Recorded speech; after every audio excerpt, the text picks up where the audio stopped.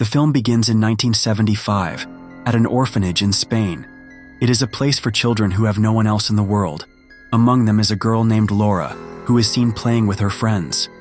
Now after some time, someone adopts Laura, and we directly see the time after 30 years in the story, where Laura got married, and now she lives with her husband and 7-year-old son, Simon. Recently, Laura had bought that orphanage again, where she spent her childhood, because she wanted to make that place like before, adopt some special children and take care of them. In a few days, this family shifts there, his family. Now one day when Simon was playing in that new house, the orphanage, he tells his mom and dad about his 2 friends. He said that they are my invisible friends. Only I can see them. Now his parents thought that since he is a child, he must have made friends in his imagination. So they ignored Simon's words. The next day, Laura shows Simon a cave on the shore of the sea. Simon goes inside to check it out, while Laura stands outside and waits for him. But for a long time, when Simon does not come out, Laura goes inside to find him. She saw that Simon was talking to someone there alone, but when Laura checked, she found nothing but the footprints of the children there. On the way back home, Simon throws a lot of shells on the way so that his new friend follows the shells and comes to his house. The next day, an old woman comes to meet Laura. She says, "I am a social worker and also work as a doctor." When Laura brings her into the house, the social worker discusses Simon and shows Laura his file. We found out that Simon is not their own, but adopted son. She says, "When you adopted Simon, he had a disease before that which I was treating. Now because I am his doctor, I still want to treat him." But Laura refuses and says, "My husband is a doctor himself, and I want Simon to be treated in our custody at home, not outside." So she takes the file from the social worker and asks her to leave. To confirm the disease, when Laura checked the file, his report was positive. Now Laura did not want Simon to know that he is an adopted son and he has a disease. So Laura hid the file in a locker in the closet and kept the key with her. That night, Laura woke up because of a loud noise. The noise was coming from the shed outside her house, so Laura went to check there. She sees that there is a social worker who is searching in the shed as if she is looking for something very important there. Laura got scared. She quickly wakes up her husband and tells him about it. Both came to check, but by then the social worker had left. The next morning, when Laura opened the front door, she found shells scattered along the path outside, and these are the same shells that Simon dropped on the way back from cave. Simon tells Laura about his 6 friends, that they are all invisible very soon. "I will also become like them, and then I will always be with them." Laura finds it strange. Then she sees Simon's drawing where he had also made pictures of those 6 invisible friends. One of them was also wearing a mask. All the children had something in their hands. Showing the drawing to Simon, Laura asks what is in their hands. Simon says, "My friends steal other people's things and hide them. Then the owner of the thing has to find his thing with the help of clues. If a person finds their belongings by following clues, they grant a wish for that person in return. This is a game, and now I'm going to play that game with my friends. Here I have to find my coins, which my friends have hidden somewhere." So now Laura also understands this game and gets ready to support Simon because she felt that Simon is going to play with her. By setting all the clues, she must have hidden her coins somewhere. Now through the clues, she first went to Simon's room, then to the garden, then to another room, then to the kitchen. In the end, Simon finds a key that belongs to the same closet where Laura had hidden his file. When Simon opens the closet with the key, he finds it in the middle of his coin files. Simon was happy to find the coin, but Laura takes the file and starts scolding him. At this, Simon says, "I already know that I am your adopted son. I have a disease and I will die soon." Listen to this. Laura lost her mind.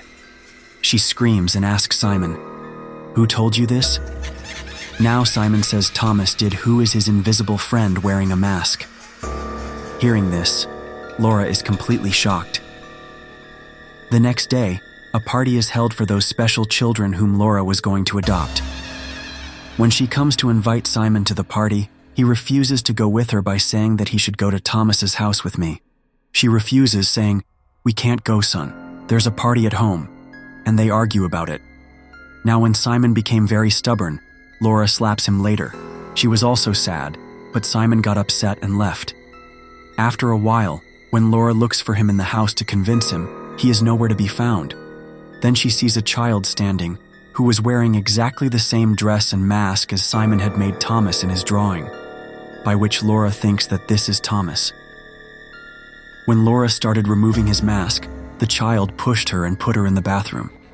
Then when the child closed the door to lock her, Laura's hand came in the middle. She starts suffering in pain. Hearing her voice, her husband immediately came there. He opens the door and takes Laura out. Simon was still nowhere to be found. Everyone started looking for him. Laura searches for him in every room, big and small, but when she realizes he is not at home, she goes to the seaside to look for him. While passing through the middle of the sea, she starts running towards the cave, but before she drowns, at the right time, her husband comes and saves her life. After this, Laura was taken to the hospital, and the police tries to find Simon, for which they also went to the cave. Now Laura's husband comes and tells her that the police did not find Simon and the cave. She says, "How can this be?" "Because I saw him standing outside the cave. That's why I ran." Hearing this, the police doctor standing nearby says this is just Laura's illusion. She also said that it is possible that some of your relatives or acquaintances have kidnapped Simon. Hearing this, Laura and her husband thought of her as a social worker. Now Laura tells the police doctor that she came to my house to talk about Simon. One night she also came into the house and was limping in the shed, but hearing this, the police doctor said that how can this be? Because there is no social worker by this name, but because Laura really met her. So she started feeling that she has kidnapped Simon, and she was sure that my son would be found from her. Now, because Laura's leg was injured, she had to use a wheelchair. Seeing this, her husband tries to handle Laura. He starts comforting her. Then he takes off his chain and gives it to Laura, saying that you wear it, and when Simon is found, I will take it back from you. When Laura was sleeping in the middle of the night, she woke up with a loud voice. This voice was coming from near Simon's room. That's why Laura went to check there immediately. She saw a doll lying on Simon's bed. Now the scene shifts from here and comes after 6 months, and because the police had not been able to find Simon yet, that's why both of them had lost hope that they would ever find Simon. One day when they were going somewhere, they saw a social worker who was crossing the road, and she was holding the baby carriage. Seeing that, both of them had a hope that Simon would definitely be with her, and today our son will be found. Laura calls her to talk to her, but then a bus comes and hits the social worker. Seeing this, Laura started screaming. She ran away crying and went near the baby carriage, where she found another doll. That looked exactly like Thomas, with a mask. When Laura went to check the social worker, her husband tells her that she is dead. After this incident, the police and a doctor retrieve some pictures and reels from the social worker's house so that she can investigate, and it turns out that the social worker used to work in the same orphanage where Laura used to live as a child. The house where she is living now, she was telling all these things to Laura. Then she says there was also a son of the social worker, Thomas, and because his son's face was distorted, so he always wore a mask to hide his face, and the social worker also kept her child hidden from everyone. Now the police doctor shows Laura a newspaper in which it was written about Thomas's disappearance. She says, "Laura, when you were adopted as a child, after that some children took Thomas and went to the same cave. After going inside the cave, they took off Thomas's mask, and they ran out because they wanted to see if Thomas would come out without a mask or not. Those children had gone from there, but Thomas remained inside. Then the high waves of the sea also came there, and poor he could not come out of there because there was also water in the cave, and by drowning, he died." On this, Laura says, "How can this happen? Because the day Simon disappeared, that day I saw Thomas in my house." On this, the police doctor says this cannot happen because Thomas is dead, and this is also her illusion. On the same night, when Laura was lying on the bed, then her husband also came and laid down, with whom she started talking.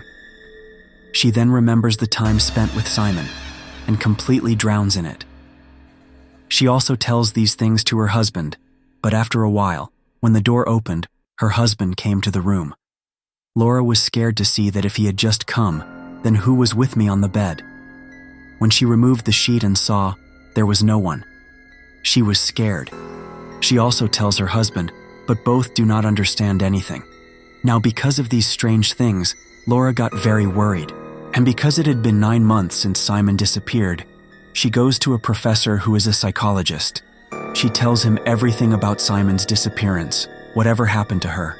She even gives him a piece of Thomas's mask, which she got when she pushed Laura. Hearing all this, the professor tells her to go to a medium, i.e. to a paranormal investigator, who investigates these strange things, ghosts, and talks to the ghosts to drive them away. The next day, the medium arrives at Laura's house fully prepared.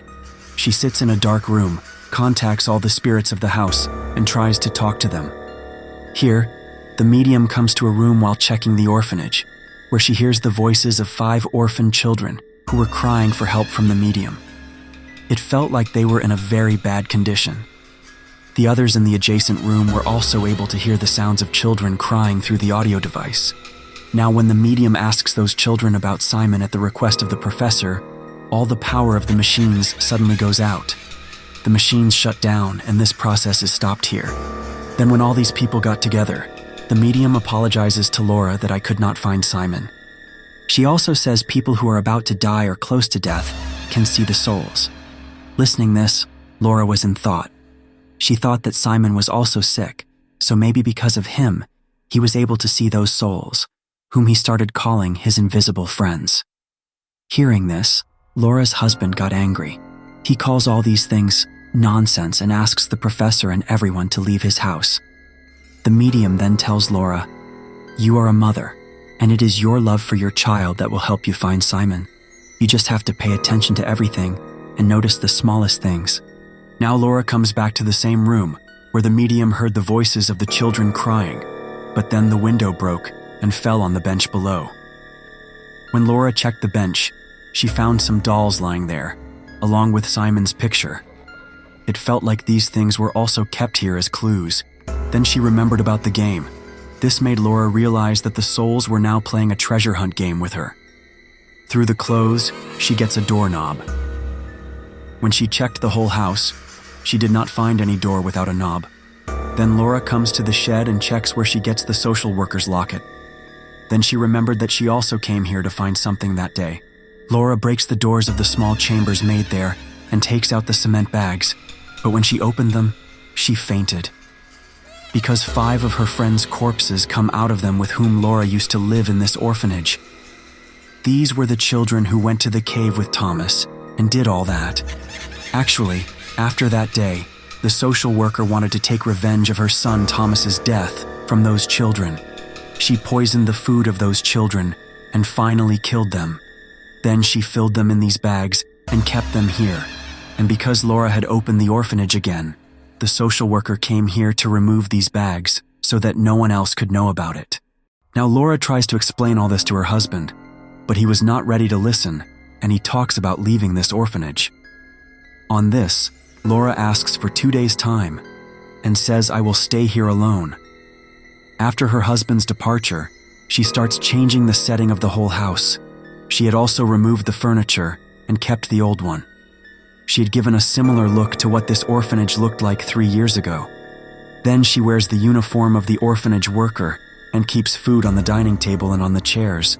She also sits there with her friends' dolls. She starts calling her friends' souls through the doorknob, but when she doesn't come for a long time, then Laura starts playing a game that she used to play with her friends in this orphanage as a child. As the game is played, the souls of those children come there, but when she asks them about Simon, the children start running away from there to play hide and seek. Looking for one of her friends, Laura comes to a small room where a lot of stuff was lying. After checking this room, Laura sees a secret door there, and this was the door without a knob. As it opened, there was a basement inside. Then Laura comes down and starts checking. She finds a lot of drawings made by Thomas on the wall. This makes it clear that he used to live in this basement. Upon checking the abode, she sees Simon's dead body in Thomas's clothes. Seeing this, Laura gets shocked. She is completely broken. As if she had gone mad, she starts sitting next to him and crying because she remembered something. she starts regretting the mistake she made. Actually, that day, the boy in the mask, whom Laura thought to be Thomas, was Simon. When Laura refused to go to Thomas's house and slapped Simon, he got angry and came to this basement. The mistake Laura made here was that when she came to see this small room, she had no idea that there could be a secret basement here. She ignored this door. By setting big pipes, by mistake, she fell in front of the door of the basement, which blocked the door. Poor Simon could not come out from here, and after returning from the hospital, when Laura heard loud noises in the house, it was not anyone else's, but Simon's, who was trying to come out of the basement, but by mistake, his leg slipped and he fell down the stairs. His neck bone broke, and there he died. Now Laura takes Simon's body out of there and brings it to her room. She held Simon in her lap. She takes her last breath after consuming a large number of sleeping pills, meaning she was also killed. After a while, we see Laura in the world of souls where people go after death, in afterlife, where Simon is in her lap. Along with him, there are also the souls of Thomas and the 5 orphaned children. Now that day when Simon had found the coins in the treasure hunt game, he had asked his mother Laura for it. That means after his death, Laura should also die soon and come to him, and she can take care of Simon and the other children. Then all the souls of the children come to Laura, and she tells stories to those children while playing the role of a mother. After this, we see Laura's husband, who had buried Laura, Simon, Thomas, and the other children's bodies in front of the orphanage. He'd done their funeral and now was offering flowers to their graves. When he came back to the orphanage, he got the same chain that he had given to Laura, and he said that when our child is found, I will take it back from you. Then the front door opened on its own. Looking ahead and retrieving his chain, he puts a peaceful smile on his face because he understood that Laura has finally found Simon. Retrieving the chain signifies this, and now Laura and Simon are both finally happy together. With this, the film concludes.